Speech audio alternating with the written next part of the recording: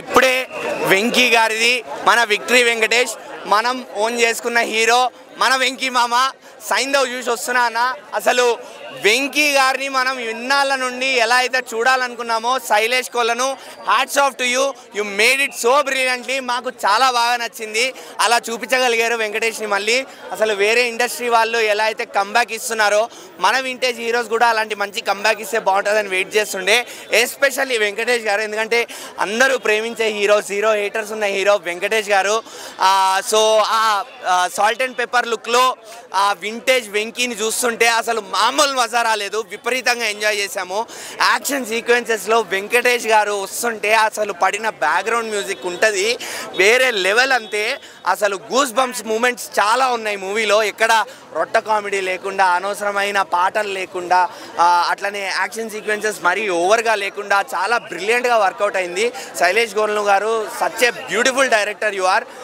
మంచి investigative thriller తర్వాత సైంధవ్తో వచ్చారు. మా వెంకీ మామని ఇప్పుడు సైకోలా చూపించారు. ఇప్పుడు మా వెంకీ మామ మాకు సైకో మామ. అంత బాగుంది సినిమా.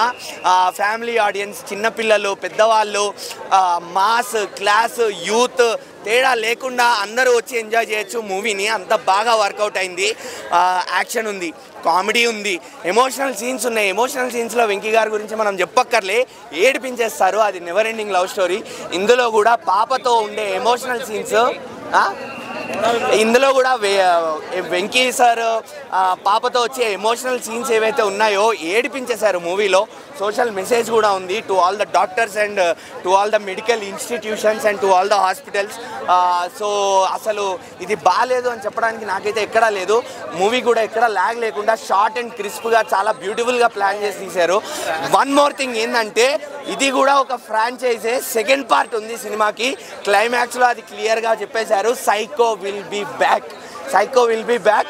అలానే శైలేష్ కోలను ఆయన పేరు వేసుకున్న పద్ధతి కూడా నచ్చింది. సైకో అనేసి శైలేష్ కోలను అని వచ్చింది. అది కూడా వెంకీ గారితో రిలేట్ చేసుకొని వేశారు. ఇద్దరు గురించి చెప్పేశారు డైరెక్టర్ గారు. ఎందుకంటే సైంధవ్ అనే క్యారెక్టర్ నుంచి సైకో అని వచ్చింది ఆయన పేరు, సైంధవ్ కోనేరు. కానీ లాస్ట్లో ఆయన పేరు కూడా ఇన్వాల్వ్ చేసుకుందామని శైలేష్ కోలను అని వేసేసుకున్నాడు. But he deserves it. ఎందుకంటే అంత బాగా తీసాడు సినిమాని. నేనైతే 3.5 ఖచ్చితంగా ఇస్తాను. Thank you.